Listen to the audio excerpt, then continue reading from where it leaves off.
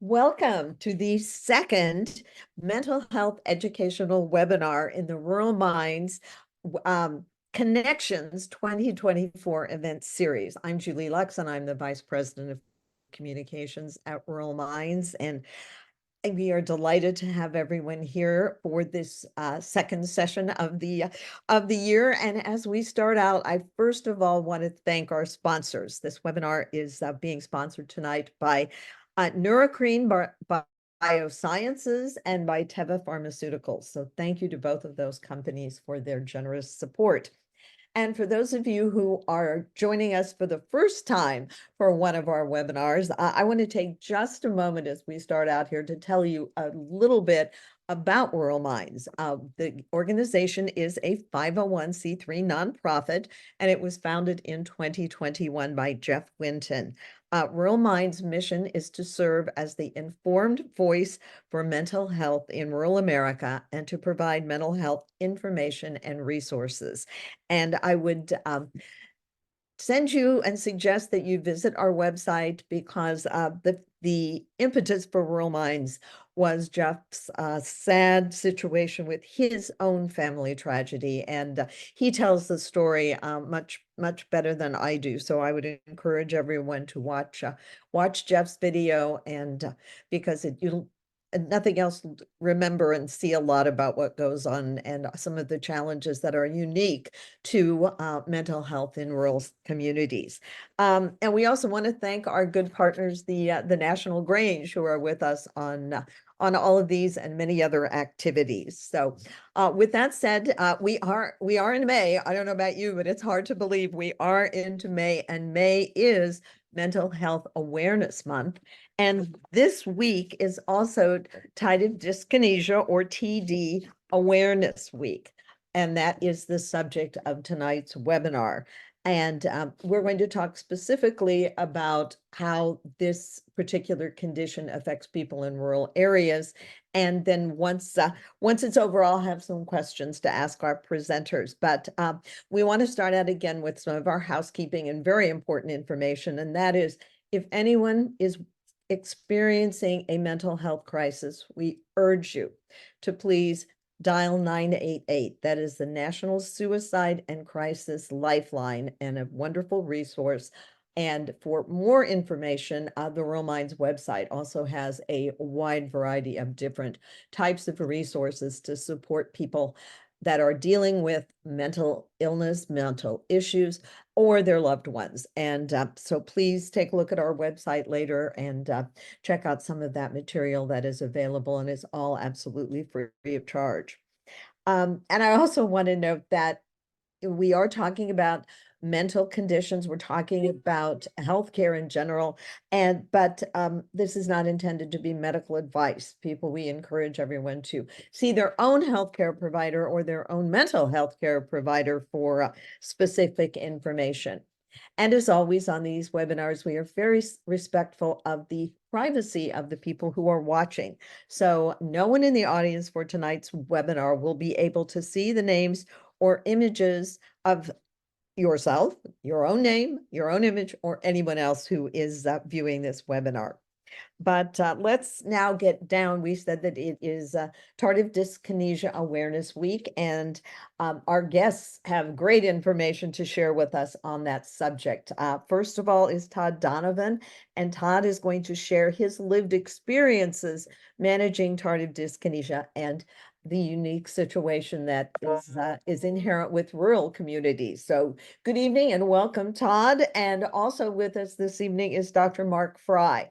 Dr. Fry is a psychiatrist at the Mayo Clinic, and he will be providing mental health information for us and the perspective on screening for TD and managing this condition in general and in living in a rural area. So welcome to you as well, Dr. Fry. We look forward to hearing from you in just a bit. But first of all, I'm going to turn the webinar over to Todd, and we look forward to hearing your story of your situation and how you've dealt with it, and particularly in rural areas. So Todd, the webinar is yours. Well, thank you, Julie. Thank you for Rural Minds for having me and your sponsors. I really do appreciate the platform, and I'm hoping that I can help anyone that might be struggling with depression or TD. Um, yeah, I live in southern New Hampshire right now, and but I grew up in Southern Oregon, a very rural part of Southern Oregon, um, and I grew up there in the 70s and 80s. But my first suicide attempt was at the age of 8.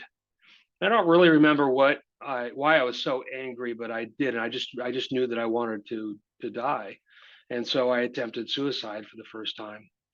Between the age of 8 and 14, I developed an image of my own traumatic suicide that I would see over and over and over again. It wouldn't matter what day of the year it was, it would be the best day of the year or the worst day of the year.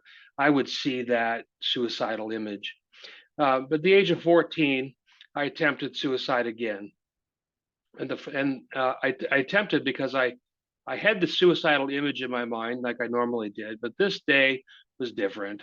I actually heard a voice for the first time, and that voice was like a drill sergeant that made it very clear to do it. And so I attempted suicide then. Now, between the age of 14 and 18, uh, uh, life wasn't very easy when you're going through adolescence. And at the age of 18, I attempted suicide again. And that landed me in the hospital where I got a diagnosis of major depressive disorder.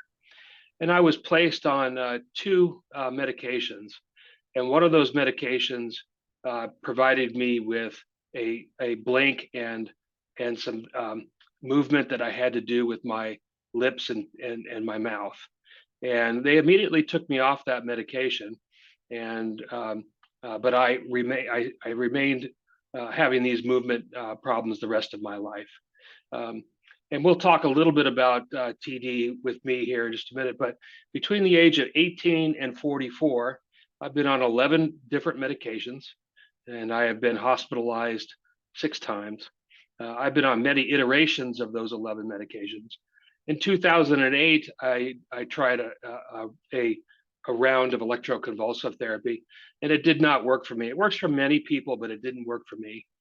In 2014, my wife discovered a treatment that was being advertised at a hospital in Concord, New Hampshire, where it was a new treatment that was just cleared by the FDA called transcranial magnetic stimulation.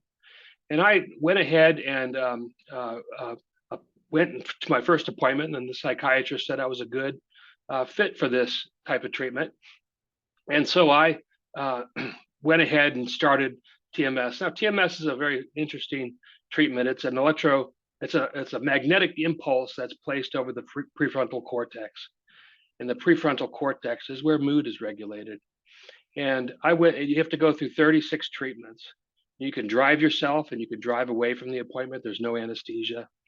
And I went through those 36 treatments, but in treatment number 22, I woke up the next day to do treatment 23, and I had no suicidal image at all on my mind. And I conjured up that suicidal image to see if I could it was so rare for me not to have that suicidal image that I just had to have that. So, but as soon as I stopped thinking about that image, it went away. And that was the day that I received remission from depression. And now I'm on 2 low dose medications. I go to a 1 TMS appointment every 6 to 10 weeks. It keeps me incredibly high functioning. And that has been almost a decade now that I have been free from the symptoms of depression. Now, I do have this movement disorder now, tardive dyskinesia, and I'm really fortunate because it doesn't bother me that much. Essentially, I have discovered that people do look at me differently. They do wonder about my blinking and my facial movements. As I am a retired lieutenant with the fire department, and I've been a paramedic for 35 years. And I remember treating this elderly woman. She was in her 80s. And she asked me, why do you blink so much? And I'm like, don't worry about it. Let's just treat your chest pain. And so I just moved on from it. I've been very, very, very fortunate. I do have some problems with the blink and the movement disorder where I will bite my cheek.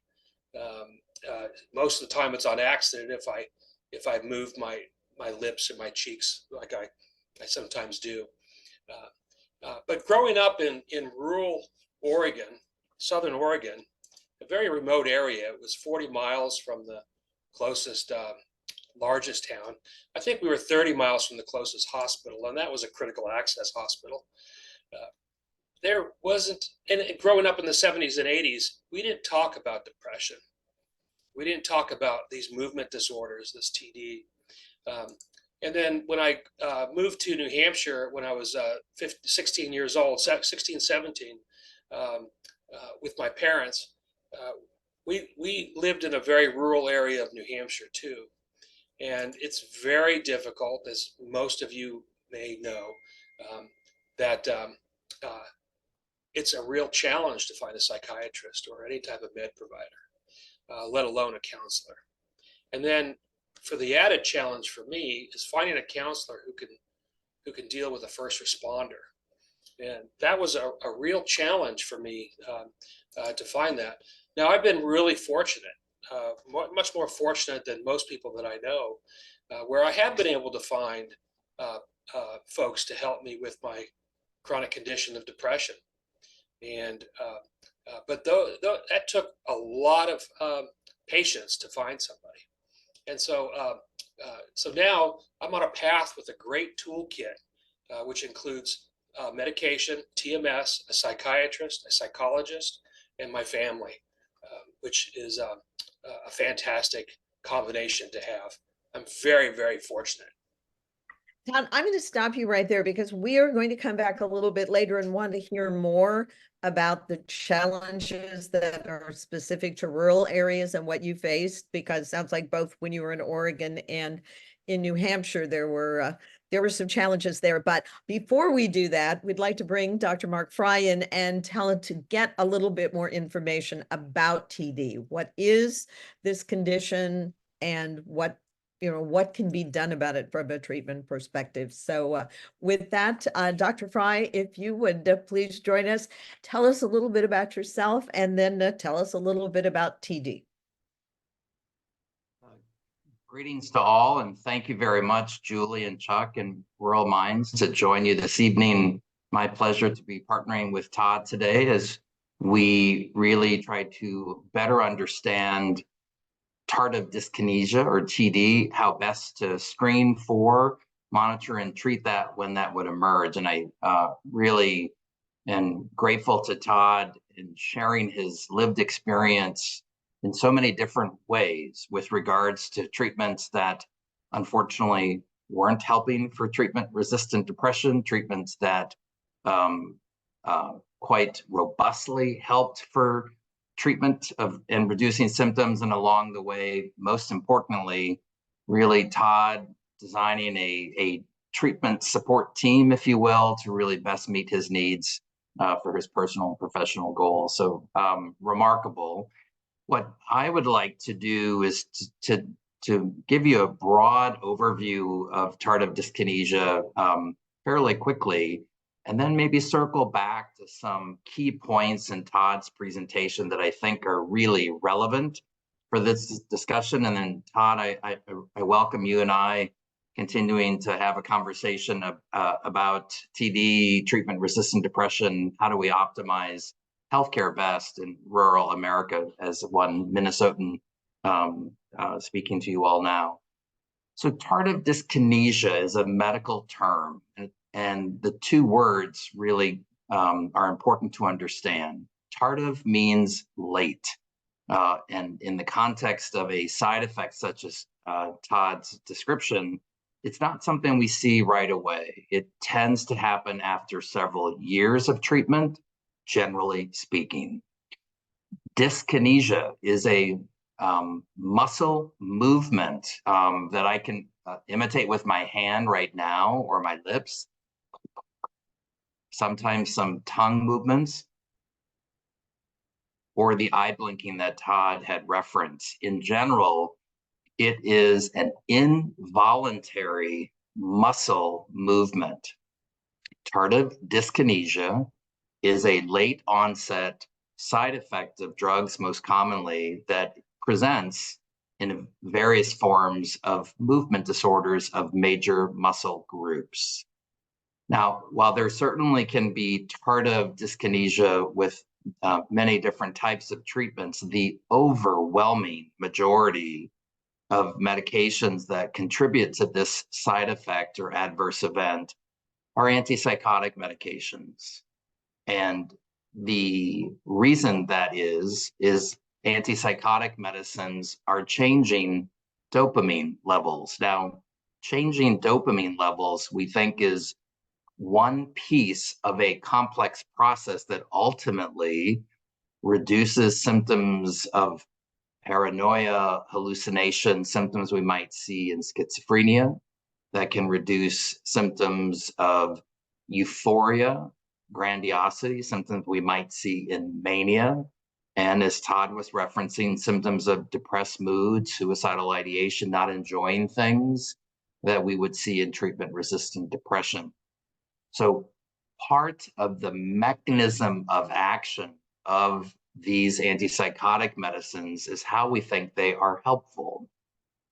But as you'll soon see over the course of our conversation today, that has to be judged next to the side effect burden, what we might call a risk-benefit ratio. If we were to think about how many people in this country at any one time have tardive dyskinesia related to these medications, estimates vary anywhere around 500,000 people. We generally think of that rate in two different ways. How many people on antipsychotic medicines would develop this symptom profile? That tends to be up to 4 or 5% per year. The prevalence rate at any one time, how many people on these medications would have tardive dyskinesia, that can estimate anywhere between 20 and 30%. So this is not the majority, nor is it common, but it is very much a side effect that is important to be monitoring for, and if identified, think about best potential treatment strategies. Who is most likely to get tardive dyskinesia? There are risk factors that we can see, but they're not a 100% guarantee. We generally see it more often in mood disorders than in schizophrenia, which would line up with Todd's example. It's hard to know if that really is related to differences in disease. I suspect not. I think it's probably related to how the medication is prescribed for a while and then off for a while, prescribed for a while and then off for a while. That pattern may actually increase the risk of tardive dyskinesia. We know that we can see this in the very young as well as the very old. Smoking appears to increase rates of tardive dyskinesia, but it would be important to emphasize that we would screen and really monitor for all patients who are taking antipsychotic medications. Todd said something really important, that this was a medication that he was on a good number of years ago. It's important to emphasize there are an older generation of antipsychotics, and we call them first generation. They've been around since the 1950s. Excuse me. These medicines primarily were used to manage symptoms in individuals with schizophrenia or bipolar disorder. But if you look at the current treatment options that are available right now, there's a very large class of medications that are called atypical antipsychotics or second generation antipsychotics. These medicines have been studied very carefully and quite systematically for schizophrenia, mania, bipolar depression, treatment-resistant depression, and a number of other conditions. My point is, there are many individuals who have garnered great benefit from these treatments being so helpful for managing symptoms. And again, we always must judge the benefit of the medicine versus any risk of the medication, in this case being tardive dyskinesia. So what do we do if we see tardive dyskinesia? It's important that we, again, judge how helpful has the medication been. And if it is something that has been life-saving, completely reducing symptoms in a way where individuals get back to their personal and professional lives in the way that they want, that means something. Versus a medicine where someone would say, well, it's probably been a little bit helpful, but not very much. So ascertaining the level of benefit, I think, is important. There are situations where we will actually stop the medication and monitor if those symptoms improve. There are times where we might shift from one of these medications to a very specific antipsychotic called clozapine, as that has been shown to actually mitigate or reduce symptoms of tardive dyskinesia. And very recently, important advances in clinical pharmacology and clinical trials, as we now have 2 regulatory approved or treatments approved by the FDA for tardive dyskinesia. So our treatment toolbox, if you will, has expanded significantly. And there will be individuals, much like Todd, who might notice the symptoms, but it's not really of concern for them. It doesn't bother them, and it doesn't impact in any way, shape, or form their fine dexterity movements or things that they might do during the course of the day. And that can be very different than an individual where the symptoms are absolutely noted, recognized, and are frustrating and disabling in some way, that treatment options need to be thought of and move forward with that treatment plan. There are some other experimental agents that have been shown in very small studies to be helpful for tardive dyskinesia. This can be a number of vitamin supplements, Botox injections, which have been used to help with migraine headaches. Some very interesting data on a neuromodulatory type of intervention called deep brain stimulation.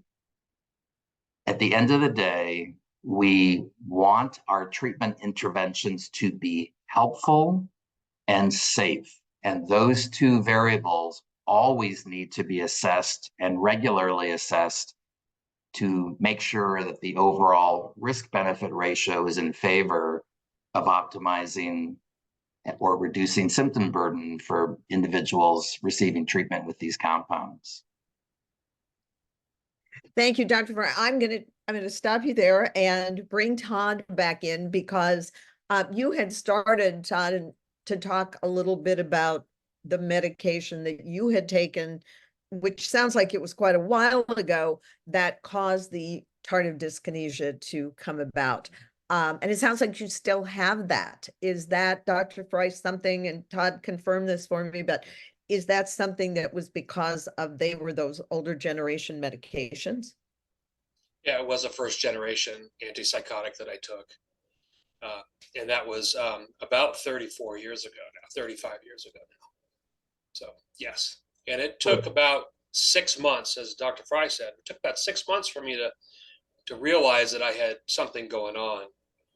And then my psychiatrist took me off of that med. And I was 18, so I really didn't know what was going on. I didn't have any parents to help me at that time, or really any support group. So it's just something that happened to me, and I live with it now. Is that common, Dr. Fry, that people who did have the reaction from one of the first generation medications, that they will continue to have those symptoms long term? So this is an area of important research right now. There are some, when the medication stops, that those symptoms will slowly disappear, some where it might remain constant, and cases where it can actually further progress. We do not have a good understanding as to the brain biological underpinnings that are associated with each of those outcomes. As Todd was referencing, that older generation, what we call the first generation, these side effects are more common. With these newer or second generation, they are much less.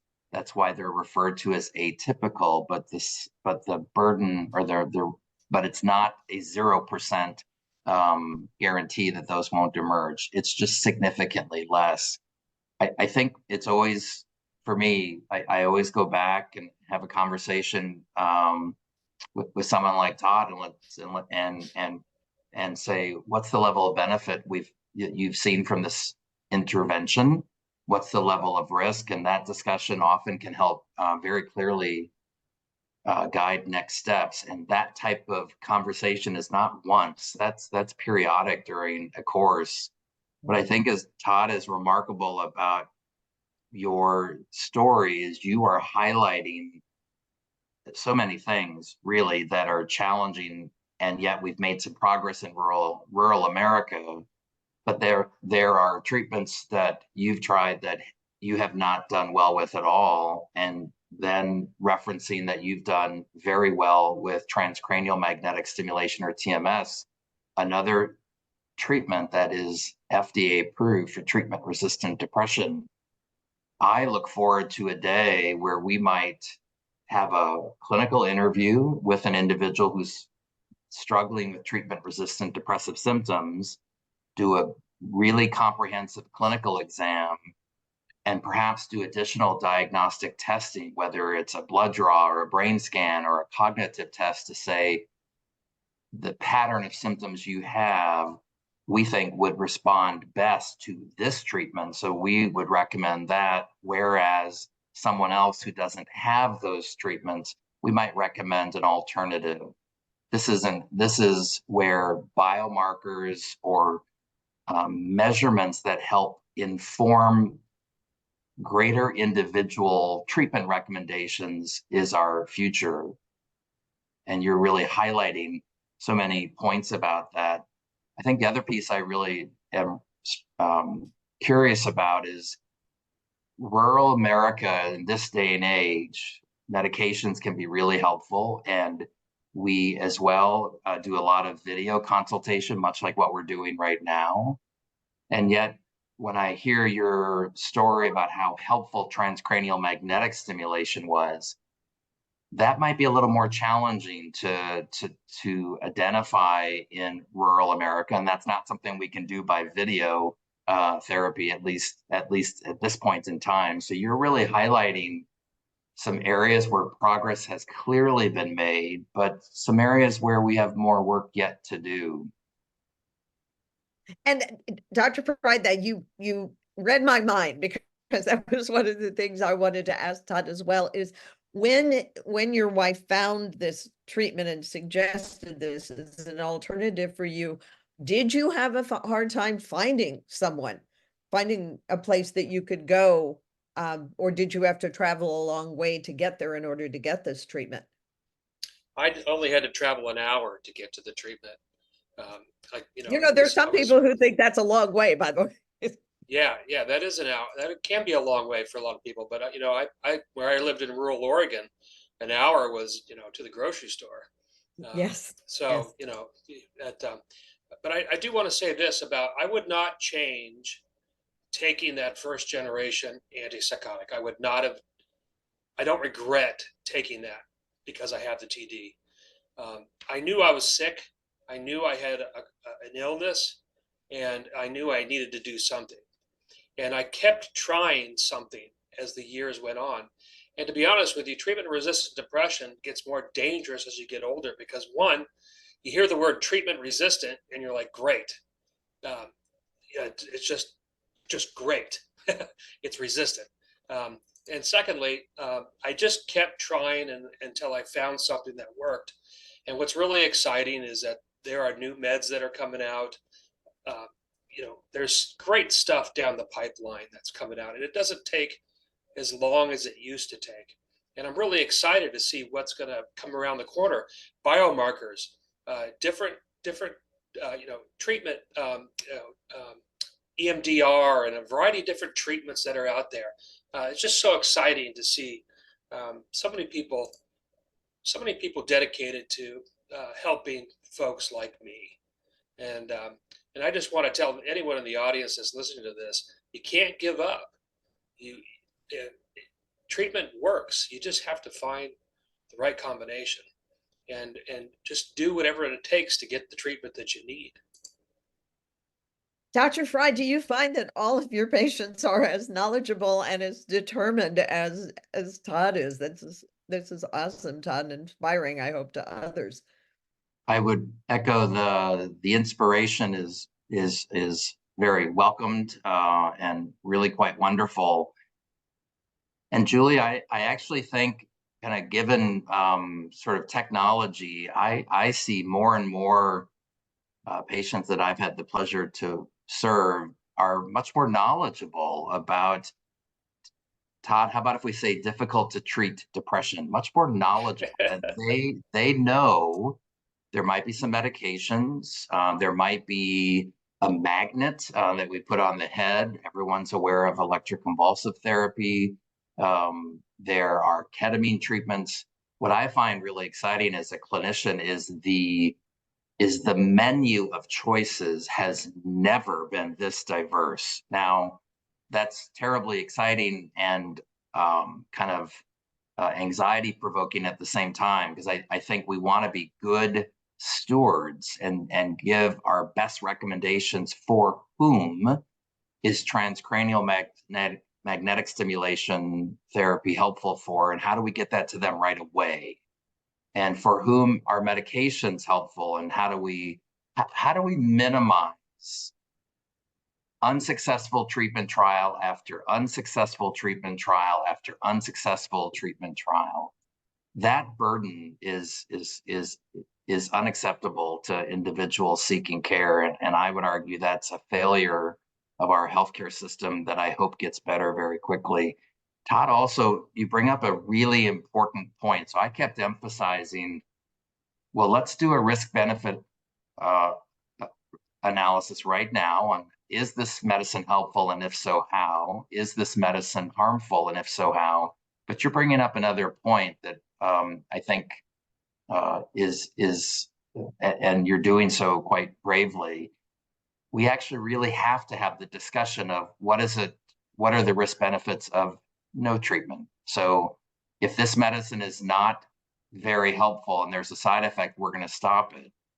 But we have to recognize that untreated symptoms of psychosis, mania, depression can be very severe and potentially life-threatening. That always has to be part of the discussion as well. So I really admire your tenacity. I think it's important. I like how you have a very personalized, kind of tailor-fit treatment team that relates to where you live, how you work, what's important in your treatment choices. Lots of variables here, but I would underscore my general enthusiasm for the future as new treatments get developed, and knowledge and science that allows us to have greater precision to individualized treatments that are already available. Well, I'm going to ask both of you a question from, and I'm going to use the word resistant in a different way, and ask both of you for your comments. If Dr. Fry, you have a patient, or Todd, if you know someone who truly is concerned about things like tardive dyskinesia or other potential challenges that might come up from some of these treatments, what do you say to them? How do you give them the confidence and encourage them to try treatment? Well, I'd recommend go and see Dr. Fry, because he Good. clearly he did a really good job of talking about the risk benefit. That's important. The risk, with the newer, these second generations, and correct me if I'm wrong, Dr. Fry, is much less than it used to be with the first generation.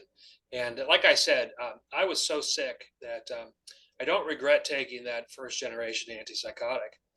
I needed to. There really wasn't anything else that I could do. So yeah, I always encourage people to seek out the treatment that works best for them and to talk with their healthcare provider. And if that's their PCP, start with a PCP and work your way out. You need to start talking to someone about it. We're on the ground level of something really big. We can talk about these things. I remember growing up, my neighbor had breast cancer, and my mom was like, "Shh, don't say anything." And at the fire department, we would wear pink in October, and I hate pink, but we would wear pink uniforms, shirts, and now we can talk about that, and we're really at the ground level of something big when it comes to mental health. There really is no reason to not talk about it anymore. So I would definitely come see you, Dr. Fry. I think we all would, Dr. Fry.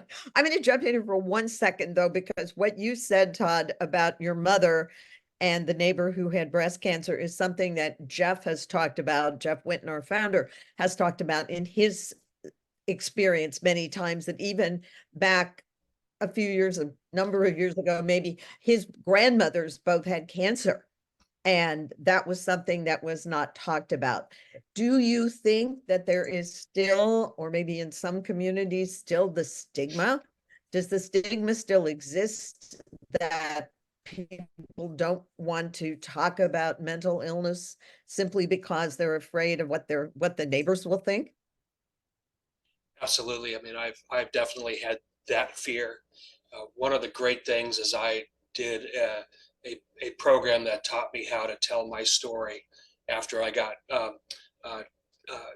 treatment for this treatment-resistant depression. That's something that worked, and that telling my story just opened me up to lots of things that I never thought about. I was talking to a group of physicians, and I just blurted out that I didn't really want to die. I just wanted the pain to go away. And I thought, where did that come from? I would never have been able to come to that conclusion had I not told people about my mental health issues and my struggles. And so I strongly believe that stigma, anything that prevents you from getting health care that you deserve, is not necessarily stigma, but maybe discrimination. And so we might want to reframe some of that to think about it as discrimination rather than stigma. Does that make any sense or not? It's an interesting, absolutely an interesting thought. I'm going to turn to Dr. Fry for a second. Do you, you're in Rochester, and I know that you and some of your colleagues work with people in rural communities. What is your opinion, Dr. Fry, on is the stigma? We'll continue to use that word since that's kind of the common term. Do you think it's still alive and well in some areas? Yeah, I think it is. I think it's getting better. I really like Todd's story about his grandmother, and at a federal or at the level of thinking of our nation, it's very clear that a number of collaborative groups, such as the National Network of Depression Centers, or NNDC, absolutely see cancer as a roadmap of how to reduce stigma. So Todd's grandmother, next door neighbor, at that time after the war, cancer was never mentioned. Cancer is now talked about in very common street language as an everyday type of experience for someone or someone that you might know. The reason that stigma was reduced in cancer is that there was an enormous clinical medicine research program that took over this country for decades, continuing now, where science and knowledge reduced stigma. I think that also another important part of that was really storytelling, just like Todd was referencing. And I would argue there is a science of storytelling that we have to adopt more. I think the stigma of mental illness is going to continue to reduce we can accelerate that reduction by more science of storytelling, more clinical research, so people understand these are brain-based illnesses. This is not a lack of character. This is not an issue of religion. This is simply brain anatomy, brain function, brain chemistry that is dysregulated that can be treated. As it relates to encouraging individuals to seek care, I really echo Todd's comments. That can be a primary care provider, at least initially. If we're really going to evaluate tardive dyskinesia, while I think there's a lot of benefit of video consultations and telemedicine in rural America, this is probably a case where it would be incredibly beneficial to be in person with a doctor who can conduct a neurologic exam and really test those major muscle movements and other conditions, just to be very comprehensive in our assessment. It doesn't have to always be an in-person exam, but if we're doing an evaluation for tardive dyskinesia, I think it's important that trip be made, whether it's an hour or two. That's an important in-person visit that we really need in comparison to a lot of telemedicine follow-up visits that are done by video. What would people expect in that kind of a screening? So I think we generally would either a primary care provider, a psychiatrist, a neurologist. It's important to take a really good clinical history, and we would do an inventory of the types of medications that Todd has referenced. Want to generate how many of these medicines were prescribed, what was the peak dose, what was the duration of treatment, how many on-off patterns, so on the medicine for a while, off of it, back on it, back off, really generate the risk burden and try to best understand that as possible. And I think all of that clinical information with a good neurologic examination will help facilitate the best treatment, whether that's trying a new medicine that is now FDA approved for tardive dyskinesia, thinking about shifting to another antipsychotic that might have less liability and may actually mitigate or reduce symptoms of tardive dyskinesia, or stop the medication. I wouldn't want that decision made unless there was a really good clinical interview and neurologic exam. And best done in person, even if it's a bit of a trip to do so. You mentioned earlier, are there other, going on and off the medication can sometimes be a factor in tardive dyskinesia. Did you mention some other lifestyle factors that might cause people to be more prone to it? Only lifestyle factor I'm aware of is smoking. Okay. Todd, let's go back to you for a second. And you've talked to doctors. I think you talked to the general public and have shared your story with many people. What do you say to someone who's maybe reluctant to go and talk to Dr. Fry or to seek help, or say it's too hard, it's too far away, there could be, people have many reasons. What do you tell them? Dr. Fry hit it right on the head when he said that it's not a character flaw. I really thought that I had a moral failing. I thought it was something I wasn't doing right that caused my depression. And I hate to say this, but it's true. I don't like this term, but I'm going to use it anyways. I really have no reason to be depressed. I grew up in a middle income family. My parents were never divorced. I was never assaulted. I was never abused. I've had a great life. I went to college. I got the house. I got the wife. I got the kids. So why was I depressed? Well, it wasn't until after I got the treatment that helped me that I realized that it wasn't a moral failing. It wasn't me. That was a chemical process that was that was a chronic illness for me. And so I think that most people, I think, and then I would use other excuses like it's too far away, it's not worth it. I've already done this; it doesn't work. Um, so yeah, in rural America, it's just a challenge, the distance, but it is definitely worth it. And like Dr. Fry said, telemedicine now, that's the only thing that good that came out of COVID was telemedicine. Agreed. That was the only good thing. And so it's gonna help people, but you got to break down that problem you have in your own mind where that barrier exists that I imposed on myself, and that it was my fault. It was a character flaw, and I needed to do something, like get organized or go to school or get this certification, or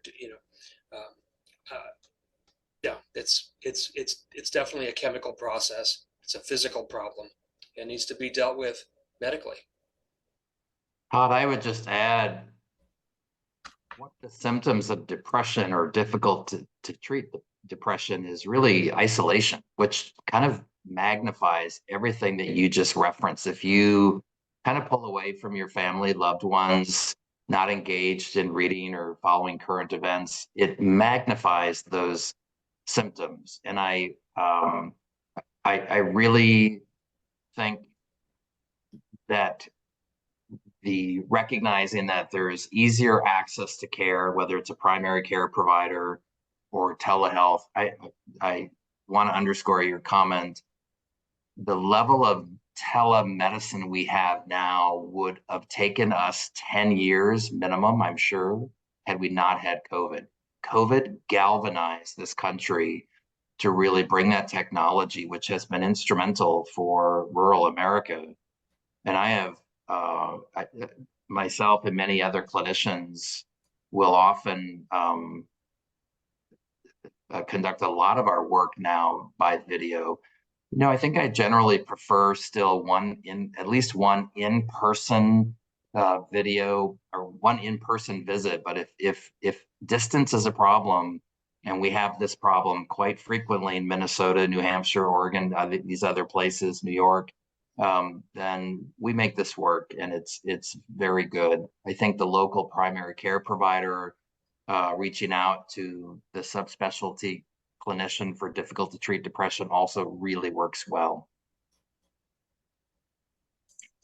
You mentioned isolation, Dr. Fry, and sometimes in rural communities, there are people who just by virtue of what they do for a living, if they're in agriculture or ranching or something that, does not require them to go to town very often and have more of a solitary lifestyle.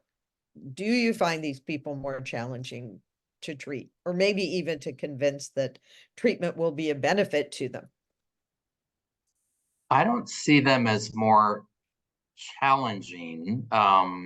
There may be a more robust access issue, but that's what I think is so powerful about rural minds and the technology and the knowledge base we have about these illnesses. They're common, they're treatable, and people can get back to their personal professional lives in a way they were just before when they got sick. It's about getting that connection, I think, but I don't, outside of the access issue, I don't see anything particularly different about depression in rural America. Okay, Todd, what about folks that you've talked to? Because sometimes folks that are, in a more solitary work, for example, just as I said, farming and ranching and things, have you talked to people who said it's harder to ask for help? Yeah, it's kind of comforting to be isolated when you're depressed. It's comforting in a way that you did what you set out to do, and that was to isolate yourself. Now, when I look at my own life, I moved almost 60 miles away from my work, and I had to drive 60 miles for my work. Now, in the fire service, we're very, very close to each other. We live with each other for 24 hours at a time. I made good friends, but I moved 60 miles away to a very rural part of New Hampshire to be isolated, and that was comforting to me. Now, after my treatment and with TMS, we moved closer to where I retired from, and that became even more comforting because when I got the treatment for depression, it opened up my mind in ways that I never thought of before. I never saw the New England leaves like I saw them that first November after treatment-resistant depression. That's what that picture is right there. It was given to me because I talked about the fall leaves in one of my talks. I never understood. I never listened to music as a child, as a teenager, as a young adult. And then my wife introduced me to Eric Church and some country music songs, and blew me away. I had no idea that music was so cool and so helpful. And so it's completely switched from being comforting in a way of being isolated to now wanting company. Now, that's not for everybody, obviously. Not everyone is like me, but the people that I've talked to in rural America have talked specifically about access to care and the challenges of getting to that care. And so I'm always talking about telehealth and there's a lot of barriers to telehealth still with insurance companies and over state lines and all that stuff. So we have some we have some challenges, but you're right, Dr. Fry. It would have taken us a decade to get where we are now if it hadn't been for COVID. No question. And the groups such as the National Network of Depression Centers recognize that state licensure issue for telehealth is something we need to address to really optimize access for everyone. Well, as we get ready to wrap up here, we've got a couple more minutes to talk, but I wanted to talk about one thing, and that was, Dr. Frey, you were talking about this whole idea of stories and how important this is. And I think that what Todd has shared with us tonight is a great example of that. But anything else in that regard, because that's something that, at Rural Minds, we're very dedicated to helping people share those lived experiences. But anything else about the importance of that? I mean, I see it as critical in a couple ways. And if I may, Todd, Todd really underscored his storytelling provided him greater insights over time as to components of his depression or parts of his life that might be particularly vulnerable to depression. So the storytelling, I think, has inherent benefit for the individual.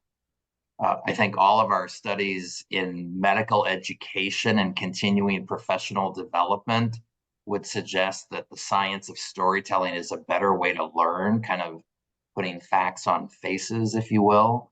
So when we start to think about continuing medical education events, the days of kind of formal 45-minute lectures, those are gone. This is really more kind of targeted medical information to be disseminated.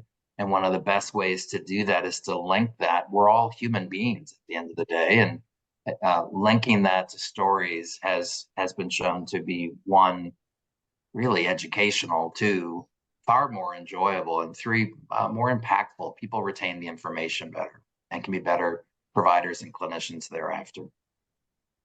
Well, thank you. And hopefully the storytelling tonight on this webinar will help people. And if there are people out there who are concerned about tardive dyskinesia, we certainly have hope now.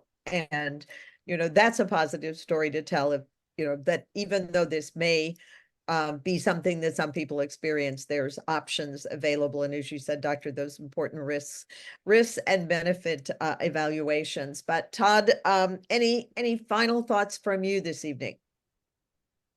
It was really exciting to be able to to tell my story over those last 7 to 10 years.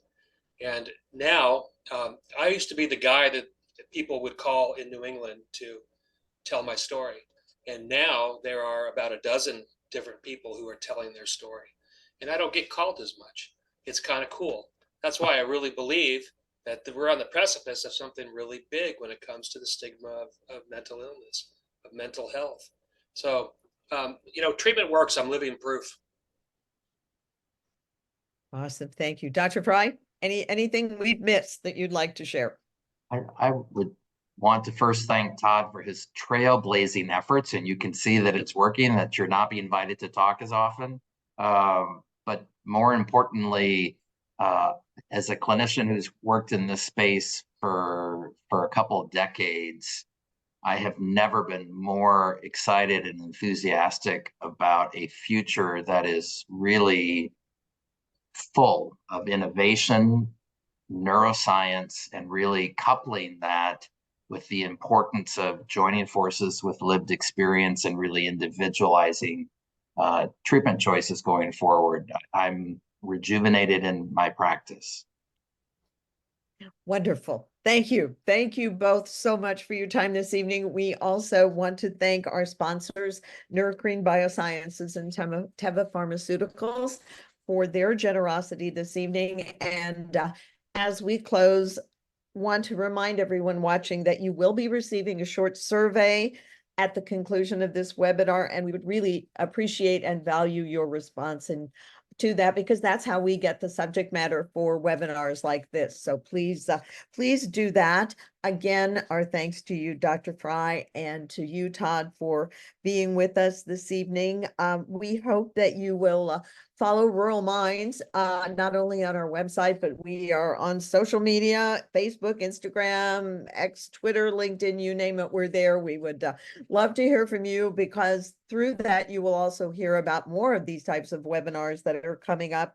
And again, one other thing, in recognition of May being Mental Health Awareness Month, through the generosity of an anonymous donor, that donor will be matching all donations to Rural Minds that are received this month up to a total of $5,000. You can learn how to do that and to donate and help us to continue this on our website. So we are a couple of minutes early, but with that, I'm going to say thank you again to Dr. Fry and to Todd Donovan for sharing their stories with us tonight and their expertise as well. So thank you, gentlemen, and to everyone watching, thank you for taking time to be with us. And please join us for our next webinar. You'll learn about it on social media and our website. Good night.